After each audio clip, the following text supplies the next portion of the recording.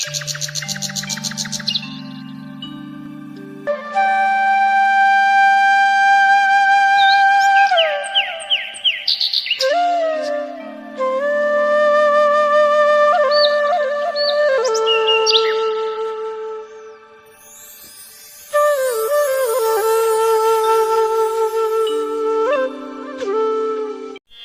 समय पहले की बात है। एक गांव में दो किसान रहते थे।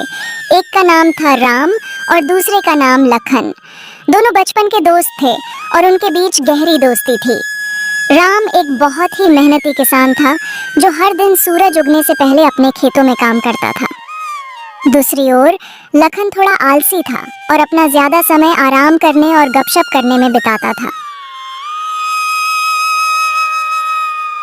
लक्ष्मी, मैं खेतों पर जा रहा हूँ तो मेरा खाना बांध दो, मैं वहीं पर खा लूंगा।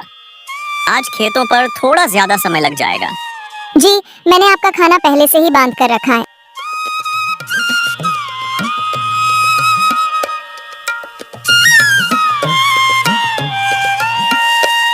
ये लीजिए आपका खाना, समय निकाल कर खा लीजिएगा। अच्छा ठीक है, मैं जाता हूँ। तुम बच्चों को स्कूल छोड़ आना। आप बच्चों की चिंता बिल्कुल भी मत कीजिए, मैं उन्हें स्कूल छोड़ दूंगी। आप बस अच्छे से अपना काम निपटाकर घर जल्दी आ जाना।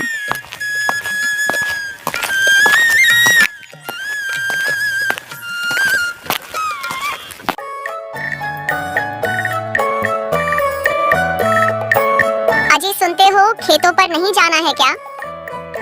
सूरज सर पर आ गया है, उठना नहीं है क्या? इतना सारा काम पड़ा है और तुम अभी तक सो रहे हो।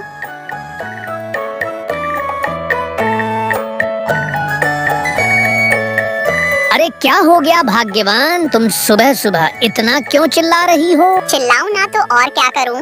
सूरज सर पर चढ़ गया है और तुम बिस्तार पर से उठने का नाम नहीं ले रहे हो। खेतों पर नहीं जाना है क्या? अरे भाग्यवान, चला जाऊंगा चला जाऊंगा। इतनी भी क्या जल्दी है? खेत कहाँ भागे जा रहे हैं? जी आप अपना काम समय पर कर लीजिए। इतना आलस मत कीजिए वरना एक दिन बहुत पछताएंगे। अच्छा ठीक है, अब मुझे उठने तो दो। हाँ ठीक है, मैं खाना लगा देती हूँ, आप जल्दी नहा कर आ जाइए। इसके बाद खेतों पर भी जाना है। सारा काम ऐसे ही पड़ा हुआ है। पूरे गांव में सिर्फ हमारे यहाँ ही देर से फसल आती है, सिर्फ आपके आलसीपन की वजह से। तो अब बस भी करो, सुबह से सुना जा रही हो चला जाऊंगा। जा रहा हूँ नहाने।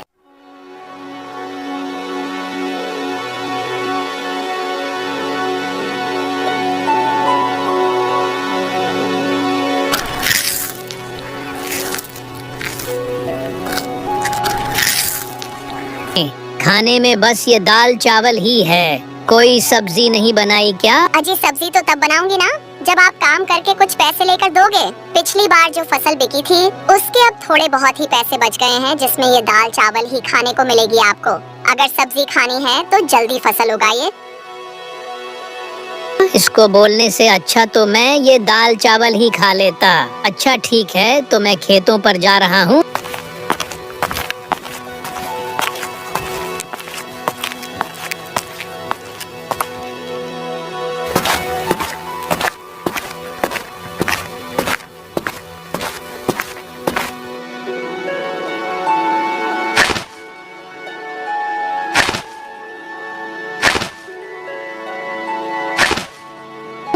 अरे राम भाई, सारा खेत आज ही जोत डालोगे क्या? कुछ कल के लिए भी छोड़ दो।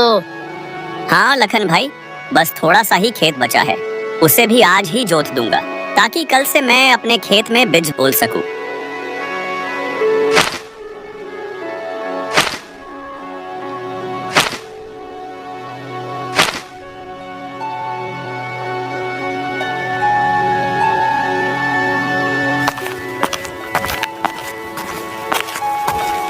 इतनी कड़ी धूप है, इतनी कड़ी धूप में तो बहुत मुश्किल होगा काम करना।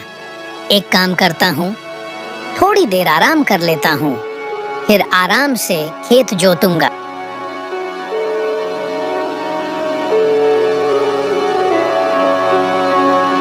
चलो अब थोड़ी सी जोताई कर लेते हैं।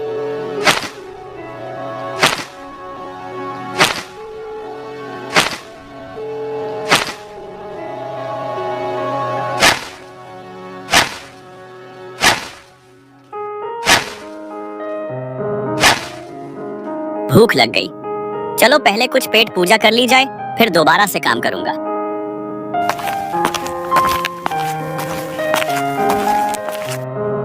राम खाने का डब्बा लेकर बैठा ही था, तभी वहाँ एक साधु बाबा आ गए। अरे बेटा, बहुत भूख लगी है, कुछ खाने को मिलेगा क्या?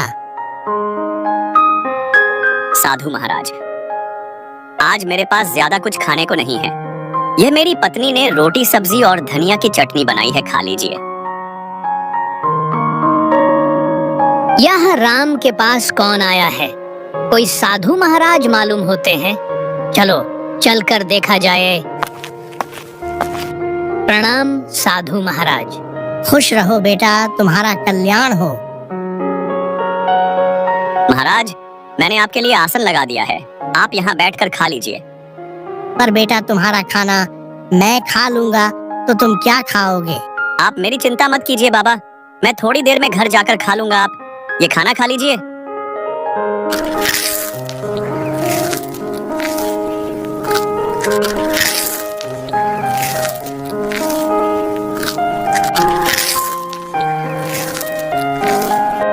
साधु महाराज, मेरी पत्नी भी खाना बनाई है, बहुत स्वादिष्ट खाना बनाती है, थोड़ा खा कर देखिए।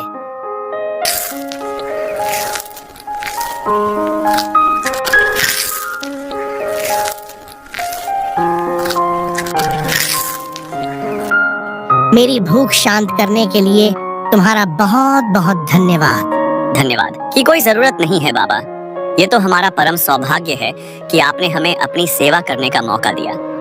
बाबा, आप तो बस हमें आशीर्वाद दीजिए कि इस बार हमारी फसल बहुत अच्छी हो और हमारे परिवार को सुख शांति मिले। तुम दोनों को मेरा आशीर्वाद। मेहनती किसान हमेशा सफल होता है, लेकिन आज मैं तुम्हें कुछ विशेष देना चाहता हूँ। साधु महाराज अपनी झोली में से कुछ छोटे छोटे बीज निकलते हैं और उन्हें राम और लखन को देते हैं। साधु महाराज, यह किस चीज के हैं? क्या यह कोई विशेष फसल के हैं या कोई साधारण बीज नहीं है? यह जादुई बीज है। इन्हें अपने खेतों में बो दो तो हाँ, तुम्हें वही देंगे जो तुम बहुत ज्यादा चाहते हो। हम आपकी इस मुलाकात के लिए बहुत आभारी हैं। साधु महाराज, मैं इन्हें बहुत अच्छे से देखभाल करूंगा और इन्हें रोज पानी दूंगा। लेकिन ये जादू है तो हमें इतनी मेहनत करनी है कि क्या जरूरत है। और ये बात हमेशा याद रखना, जादू उसके लिए काम करता है जो उसकी कदर करता है। यह बीज अपने आप में शक्ति रखते हैं, लेकिन अगर तुम इन्हें सही देखभाल नहीं दोगे तो तुम्हें इनसे कुछ भी नहीं मिलेगा। हर दिन इन्हें प्यार और मेहनत से सिंचना, तभी ये फल देंगे। जी महाराज,